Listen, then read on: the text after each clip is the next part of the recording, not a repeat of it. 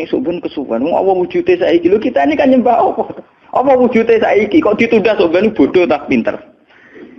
Jadi sampean yang di sini itu bodoh semua. Kalau cara ibadah demikian, saiki tobat Muharram ning napa?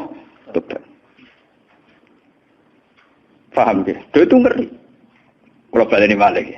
Kalau surga bukan berarti terus gini, Gus berarti surga yang kayak gambaran di hadis di kitab-kitab berarti tidak ada. Yang bilang tidak ada itu siapa? Wong kayak sampean iku sing ora ana terus. Sing ora ana iku pamahaman, dadi utekem sing ora ana iku ora kok masalah swarga dan apa. Lho coba, surga itu kan bukti ridho Allah. Neraka suktu Allah. Allah kan sekarang sudah wujud toh. Wujudnya Allah nunggu surga apa enggak? Enggak kan. Dan ridho Allah itu sekarang juga terjadi. Suktu Allah juga sekarang juga. Mbok buru sekarang, mbok dicari sekarang. Ridho Allah mbok dicari sekarang. Yaitu seperti doa-doanya Satul Qadir, ilahi ridhoka matlubi. Ilahi anta maksudi wa ridhoka apa? Matlubi. Ya karena ya ilahi. Ya sudah, berarti benar-benar dimulai sekarang. Sehingga kayak saya sendiri, nak umat ilmu hakikatku, kayak aku apa ibadah haji kayak kesuwen. Apa mulang sampean ya kesuwen. Mbok sesuk apa mergawe ya kesuwen. Mergo paling banter logikane ngeten. Misalnya saya dari rumah, semula Mustafa Ruhin goblok-goblok namno ibadah. Iku kesuwen. Kesuwene ngeten. Engko mulang ning Ruhin wis kasil mulang ya golek ridane Allah. Padahal mulai saya niat juga sono ridane Allah. Saya melangkahkan kaki ya wis ana Allah sono ridane. Sehingga mulane Kanjeng Nabi ngendikan niatul mukmin khairun amalihi wis niat tok wis amal. Mergo kontrake sampai pangeran sing wujud terus. Setiap detik, setiap saat, setiap khotwah, setiap langkah wis kontrake Allah terus. Jadi ya misalnya rasido lah ya ora apa-apa, ape mulang Ruhin rasido ora apa-apa, ape ngekek dhewe Ruhin rasido ora apa-apa. Mulane cara Kanjeng Nabi wong niat apik rasido tetep ganjaran mergo kontrake sampai pangeran Allah ya wis wujud. Sedekah ben sing sida paham. Iku wis ditulis sitok. Paham. Ben sampean ngerti sirine hadis kenapa niat saja ditulis ganjaran karena niat itu artinya orang sudah mengkontrakkan diri, mengikat diri dengan Allah yang setiap saat wujud juga dan saat itu juga wujud. Jadi kamane kados kula misalnya kepengin haji. Gusti berhubung haji perintah jenengan nggih kula kepengin. Tapi saya sekarang juga mulai ibadah. Nggih, mulai napa? Ibadah karena saya tahu golek haji ya ridane Allah. Sekarang juga ya ridane Allah. Dari ridane Allah dalam konteks sekarang mungkin saya ngajar. Mungkin apa Ruhin nyabari melarat dan mungkin terus begitu itu ada terus. Ujung-ujungnya kepen suga kapan sedekah. Kepen sedekah diridani pangeran kan begitu. Lah zaman ke melarat ya ono carane diridani pangeran, sabar ngempet. Mau sono juga. Jadi rasa kesusu paham kan. Jadi itu memang begitu. Orang hakikat itu enggak pernah kesusu.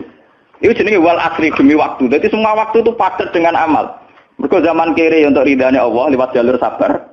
Zaman suka untuk ridane Allah lewat jalur sedekah ikhlas. Paham nggih? Zaman bingung diusir bojo ya misalnya ya lewat sabar. Zaman bojo mesra ya lewat rahmat. Pokoknya ono terus. Sehingga wal asri ini padat. Innal insana lafi khusr. Manusia selalu rugi illal ladzina amanu kecuali saat itu dia iman, saat itu dia sholihat. Jadi kalau orang hakikat maknanya ya kecuali saat itu dia iman, kecuali saat itu dia sholihat. Demi waktu. Demi waktu ngenteni sampean kan terlambat paham nggih? Iku nak oleh maknane wong napa? Hakikat. Dan itu rumah sakul wis cerdas. Karena dari awal ilmu hakikat dianggap kastanya di atas napa? Syariat. Jadi sampean malah enak, jangan ngaji kok enak, dadi mulai omah wis ibadah. Delek-delek kok bojo ben iso ngaji wis mulai ibadah. Enggak apa-apa, menghindari kebatilan demi barang hak itu ya. Itu sudah bagian dari. Menawa sampean trimo sampean, sak kula mawon niku wis biasa. Jadi Gus kok amen lunga-lunga. Lah terus piye? Hukume ku piye? Ya hukum. Lha kalau dia cerita. Kiai Arwani top-tope kiai. Kiai Quran top-tope rak Kiai Arwani. Ini bapak menangi Arwani melarat. Itu kalau beliau ngajar di rumah. Jadi sempat beliau itu ngajar di rumah. Itu kalau bunyainya itu agak kereng. Bawa urusan belanja bawa apa agak kereng. Cuma pindah di masjid aja. Jadi ya basaria sekali lebih aman. Di masjid lebih apa? Jadi kabeh kiai tahu sok enggak ngaji ning omah ben barokah, tapi ketika suasana tidak kondusif. Pindah. Momene ditambah mertua barang dunia. Bojo tok wis problem, momene tambah mertua tambah IP. Mulane mubalek ku PD-PD, mergo pidatone ora ning area terlarang. Tambah PD, mergo ora konangan. Ning areane dhewe bar. Dia nak gadah bojo kudu sakinah mawaddah rahmah dari bojone mencapet. Lah nek kenapa mubalek mlepuk mergo jauh dari area. Sing ngono tok kuncine ngoten. Tapi kalau orang hakikat itu ya gak ngeluh. Ketika bojo grundel kowe ridho mek kodok-kodare pangeran ya ibadah. Berhasil melalikan diri ya napa? Akhirnya berhasil ngaji ya napa? Karena Allah itu wujud di setiap langkah kita, di setiap detik kita, di setiap nafas kita. Lah kalau wujudnya Allah di setiap detik kita, nafas kita, kenapa nunggu nanti-nanti? Sebab itu sedekah Rasulullah ketika Nabi ngendikan, ya mulai niat itu dihitung. Lah wong saiki wong intelektual kabeh. Bagaimana mungkin belum aksi nyata kok sudah dihitung ora roh pangeran, paham nggih? Paham nggih wong-wong ora roh pangeran. Dadi intelektual iku kudu tobat, paham nggih? Bagaimana mungkin niat belum aksi nyata kok sudah di Jadi nak goblok ora rasa di syariat. Nek wis goblok ditulis ning koran dadi buku. Wong goblok kok di syariat. Wong dari awal Nabi ngendikan dimulai niat. Maksudnya niat itu niat amal soleh lillahi ta'ala-nya dari awal transaksinya dengan Allah Subhanahu wa taala. Hingga nyaman. Mari kula ngrasa ibadah. Lah di sini ini kelihatan Nabi sering ngendikan ini yang hadis sahih. Misalnya Nabi ngendikan seseorang itu selalu dalam keadaan salat, maka nanti salat tahbisuhu. Misalnya orang pujian ngenteni kiai ini teko. Nek kiai ini nek sepuh wotak watuk ambeng imami kok ngombe pil sik bariku ndredeg-ndredeg ra teko-teko. Iku jare Kanjeng Nabi wong sing ngenteni imame teko, iku ya cek salat terus senajan to urung salat. Ngono Kanjeng Nabi tau dipraktekno cara. Kanjeng Nabi itu kalau sholat standarnya awal waktu, tapi beliau itu pernah sholat isya sekitar jam 1:30. Yapqa sulusul lailil akhir sekitar 1:30. Itu separuh sahabat sudah turu. Sing Umar menutupi kentong kelontangan. Mantan preman, mantan apa? Preman. Terus. Nah, malahnya akeh kiai sing gak berturu terus sholat ra wudu mergo hadis itu ceritane iku. Mereka ya namun, tapi fasallahu alam yatawad. Jare wong fikih, mergo iku lungguh. Lungguh nek arung geser iku ora apa jare wong fikih ta, ono-ono wae. Turune sahabat sing gaplek-gaplek ya mlungker.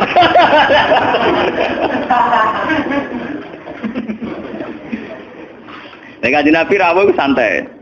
Kenapa kalian masih menunggu, Jar? Ya karena nunggu salat engkau ya Rasulullah. Kamu mulai tadi juga sudah salat karena sampean menunggu demi napa? Salat. Biasanya kita dicatat sedelok. Mereka nunggu terus sholat. Mau dicatat mulai mau nganti saiki. Jadi hari ini pahala kamu lebih tinggi. Nabi tenang.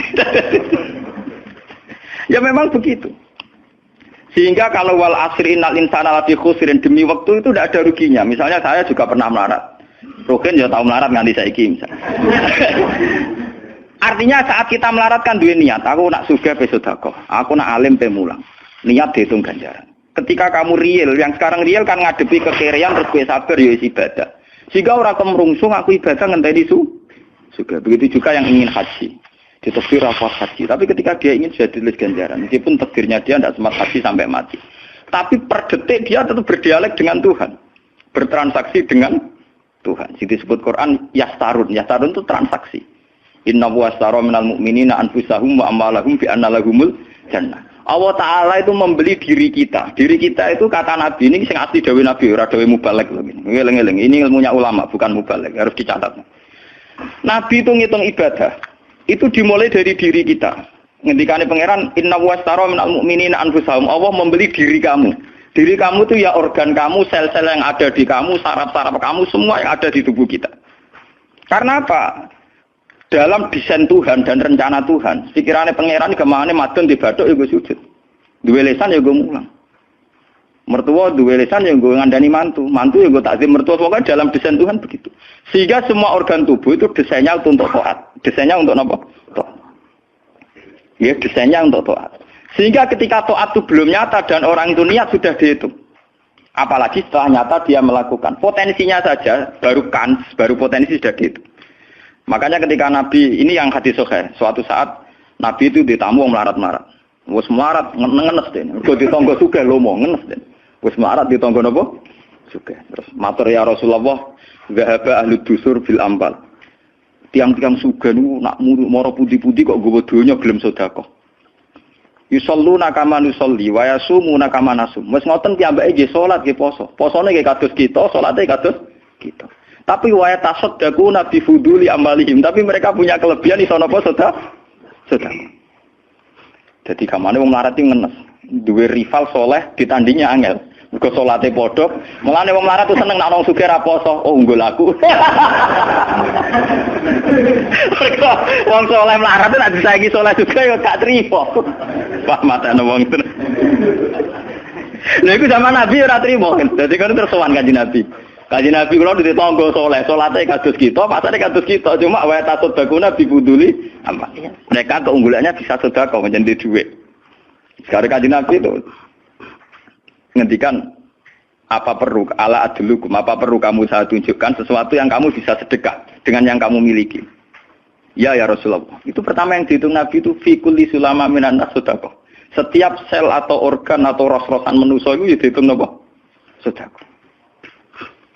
Itu kan luar biasa. Jadi yang dihitung itu yang fisik, anfusahum, fisik. Fisik kita ini sedekah. Lalu itu yang paham tuh orang-orang hakikat. Yang paham tuh orang-orang apa? Hakikat. Orang hakikat ini cerita ilmu kelas tinggi ini, tapi tak terang lebih lucu ben paham. Sistem wujud kita, kasus ini bahak wujud. Saya itu dalam penanggalan orang tua saya itu lahir 1970. Makanya tahun baru Muharram ini bagi saya spesial karena saya pas umur 40. Nak waras, nak ora waras ya diparingi waras. Kiai ini ora waras sampean malah kaya apa.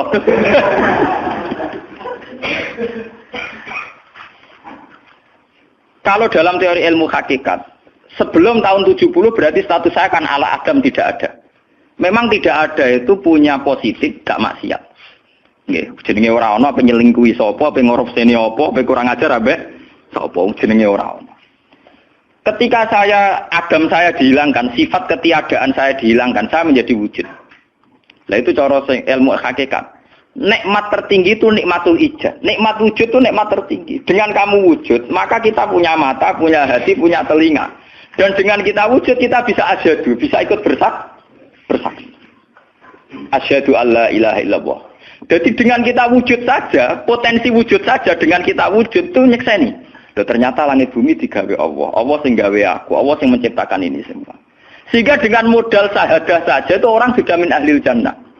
Andai kan orang itu maksiat seumur-umur tapi pernah baca la ilaha illallah tetap dakhalal jannah. Mbok digodhok kaya apa ning neraka suwe tetap dakhalal jannah. Mergo umpama ning neraka selawase pangeran ya ana salahe. Dia ku mau ngiral hadis qudsi, sak bedik-bedike wong misale umure 100 tahun maksiate ra 100 tahun. Lah kok disiksa luwih 100 tahun ra pangeran napa go? Dolim. Mulane pangeran nak nyiksa ya ana batese wong maksiate wong ya ana batese. Tapi diwalik iki ngoten, ketika ana wong taat mulai bayi taat nganti mate, dilebokno pangeran swarga. Keros bab mlebu swarga. Jare wong iku nggih ngertos Gusti mergi kula taat ra maksiat sak umur-umur. Iya, tapi ning swarga 80 tahun wae ngene taat 80 tahun riang. Waduh. Ya nak maksiat iku 80 tahun, nerakane 80 tahun ae, tapi nak taat 80 tahun kok swargane ya 80 tahun. Yo kene neraka ae, nek engko bar 80 tahun tak pindah ning neraka wong taat 80 tahun. Mboten Gusti pendapat kula ralat, kula mlebu swarga krana fadhole jenengan. Lah anak iku abadi fadholku. Menawa kena apa wong ning swarga kok abadi, mergo fadhole Allah. Mulane Kanjeng Nabi ngendikan, tidak akan kalian masuk surga karena amal kalian. Tapi kamu masuk surga karena fadlnya Allah. Ada sahabat yang tanya, wala anta ya Rasulullah. Juga tidak engkau ya Rasulullah. Wala ana. Saya sendiri tidak akan masuk surga karena amal saya. Kecuali dikasih rahmat Allah. Orang Mu'tazilah, orang ahli sunnah yang orang-orang syariat berdebat kusir tentang masalah bagaimana mungkin masuk surga tanpa ngamal. Modal fadlnya pengen. Tapi orang hakikat cara baca jelas. Nak krono ngamal ada durasinya. Ada apa? Durasinya. Dan itu batas amal kita 80 tahun. 80 tahunnya Mustafa umat soleh ya lagi. Ya tahu puber, tahu nakal, tahu kedonyan, meh matek tua ini terus yo malah mau birang tahun, paham no? Wes ngono cek kumat-kumatan ora stabil. Nyatane ora ana crita ning swarga, pas saat ya kok swarga, eling ra stabil dak kon neraka kan ya mboten enten. Ya ora dikocok mbek pangeran ya ora dikocok. Lah, di sini ini orang hakikat lebih benar. Kenapa di surga selawase? Mergo mlebu swarga krana fadhole Allah. Sementara fadhole Allah abadal abad, selamanya lama. Paham ya? Jadi orang hakikat itu cara baca gampang. Nah kalau begitu, organ tubuh kita ini dengan sendirinya sudah ibadah. Karena dengan wujud kita bersaksi. Mulane Kanjeng Nabi bersaksi terus. Lho nak wong soleh-soleh pas-pasan kok sampean eling pangeran kan pendak salat, pendak tawaf. Nak Kanjeng Nabi mboten. Kanjeng Nabi semua organ tubuhnya iso dijak eling pangeran. Perkara mangan iki barang sepele bedine naman. Nabi baca bismillahirrahmanirrahim. Setelah makan ya baca alhamdulillah. Mau ke WC itu Nabi juga baca bismillah. Setelah dari WC sesuatu yang biasa, Nabi juga bilang alhamdulillahilladzi azhabanil adza wa afani. Semua sistem tubuh kita butuh makan, baca bismillah juga ibadah. Kita butuh berak nanti bisa membuang al-adza, piloro. Itu juga nanti dihitung oleh Nabi alhamdulillah alladzi azhabanil adza wa afani. Sehingga semua proses tubuh yang ada pada Rasulullah semuanya menjadi napa? Ibadah. Nah, makanya Nabi ngitung, makanya sama ndak usah ngeluh dengan fisik yang sekarang ndak usah ngeluh. Nak kowe ganteng ya syukur paling ganteng, nak elek alhamdulillah potensi zina saya rendah. Mergo ora ono sing minat. Paham nggih? Nah jabat ya sing syukur mergo iso amar ma'ruf nahi mungkar lebih luas. Nah ora jabat berarti tidak ada kemungkinan korupsi. Jadi semua harus kita syukuri. Atus kula nu kiye cilik ya syukur, kiye gedhe syukur, sok ben bubar ya syukur mawon. Pokoke kula niku ndonga be pangeran, angger pangerane ora sing bubar wonten kula santai mawon. Terus Nabi menyebut lagi. Yang disebut Nabi itu hal-hal kecil. Wa imatatul azza minatorik sedekah. Kowe kono kotoran atau ada riduri atau apa yang mengganggu di jalan, kamu singkirkan juga napa? Ibadah. Lah itu yang luar biasa Nabi akhirnya ngendikan wa fi buti ahadikum sedekatun. Bahkan kamu menggauli istri kamu itu juga ibadah. Padahal suatu yang seks, yang pornografi, yang biologis, Nabi juga nyebut wa fi buti ahadikum sedekah. Dalam organ buduk kamu itu juga sedekah. Sampai sahabat ada yang tanya, ayati ahaduna syahwatahu wa huwa lahu ajrun. Bagaimana mungkin ya Rasulullah orang mendatangi syahwatnya kemudian dia dapat pahala? Wong urusan syahwat masa untuk ganjaran ya Rasulullah. Tapi apa kata Nabi? Alaisa lawadha'a fi haramin akana alaihi wisrun. Nah dekne salah letak iku kan ya dosa.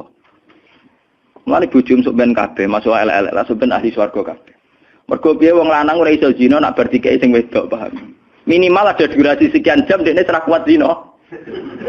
Dan itu prestasinya sing wedok. Makanya dari Nabi, api-api wong wedok sing lanang mari doyan terus. Berarti diterusno gen elek-elek wong wedok. Repot. Nah itu, lu bukan apa-apa karena Nabi ngertine Nabi lho, kawin yo tarku zina. Kawin model saiki ra engke-engkean, ngertine Nabi nek jenenge nikah ya aghadulil basar wa ahsanulil farj. Istilah aslinya Nabi tentang nikah itu aghadulil basar wa ahsanul farj itu. Saiki ono istilah sing macam-macam. Bentuk keluarga sakinah mawaddah rahmah. Engko sok ben anak tuwa ben anak ana sing rumah, kakean teori. Sing ora anak kowe nganti tuwek sapa? Sing ora anak soleh sapa? Malah do arep-arep matine bapak ya pirang. Mbok wong sok kakean teori, ya sok kakean apa? Nah dia anak kan enak anak tuwek sing rumah. Wong kowe zaman sugih ora wali wong tuamu, paling nasib pun ndak ngono iku padha. Bulan apa? Paham ya? Niki ben sampean ngertos. Dengan teori ini, maka surga dan neraka dihitung seperti ilmu hakikat tadi. Paham ya? Jadi ridho Allah itu sudah ada sekarang. Dan itu nanti dijelmakan surga. Suhtullah sudah ada sekarang, tapi nanti dijelmakan neraka. Tapi masalahnya Allah itu wujud mulai sekarang. Mulai zaman azali sampai sekarang wujud. Kalau Allah itu wujudnya sekarang, tentu ada ridhonya juga sekarang. Ada suhtunya juga sekarang. Jadi kalau nunggu nanti-nanti terlambat. Nah itu orang hakikat bilang lau asyraka laka nurul basirati la ra'aita akhirata aqraba ilaika min antar takhila ilaiha. Andai kan nur basirah kamu kuat, tentu melihat akhirat ya sekarang. Maksudnya melihat subtuwah ya sekarang, melihat ridho Allah ngene apa? Sekarang enggak usah nanti. Akhirnya kita nyaman. Mulane ana sahabat ketika dia di Azerbaijan ditanya, "Apa kamu enggak kangen Mekah? Wong kamu orang Mekah asli. Sekarang futuhat, Mekah sudah milik orang Islam. Kenapa kamu tidak kembali ke Mekah?" Dia jawabnya enak.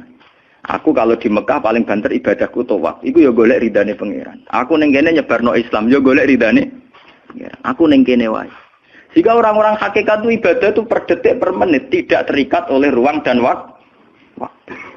Tapi kalau orang-orang syariat memang gitu. Rumang sane salat ku nek ning masjid. Tapi Allah tahu betul, kamu yang sekarang sholat di masjid itu akumulasi dari sistem organ tubuh. Sing disebut fikuli sulama minanas sudah. Kowe iso tok masjid itu mergo sikilem normal, ora stroke. Kowe iso mlaku mergo bar mangan. Berarti sing dadekno kowe ning masjid apa? Sistem perut kamu normal, sehingga ada energi. Sistem kaki kamu normal, sehingga bisa jalan ke masjid. Sistem apa saja normal. Dan itu hebatnya Rasul. Makanya Nabi pertama jawab, dalam sistem tubuh kamu minanas sudah. Jadi sebetulnya dengan ikut namungan kula nu nganggep sampeyan niku yo ora Wong sepele. Cara pantes itu tak anggap pali kayak kula. Gara-gara ini sebetulnya kalau bisa manfaatkan tubuh sampean, yang meskipun bentuknya juga tidak jelas, itu sudah wali. Cuma tingkat sahadah Anda terhadap Allah ini yang rendah, sehingga kawangannya ya mau onggokan daging sing kluyar-kluyur ngono wae, paham nggih. Iku ora kasuse sampean, ora kasus kula, paham nggih. Paham. Itu kasus yang sampean alami, tidak kasus saya. Nah, kula ora melok-melok, paham nggih. Aku aja sampai jadi kawula sing model ngoten nawi bila misari napa dalek. Jadi yang sekarang kelihatan kita sholat di masjid, kita tawaf di Ka'bah, kita wukuf di Arafah, itu akumulasi dari sekian puluh tahun, dari sekian sistem saraf kita, kesempatan nikmatnya Allah yang luar biasa. Sehingga harusnya terhitung mulai itu, paham ya, terhitung mulai. Sehingga dimulai desain kaki juga nanti ibadah, karena khotwatin yaktuha ilal masajid, langkah sing moro masjid ya dadekno ibadah.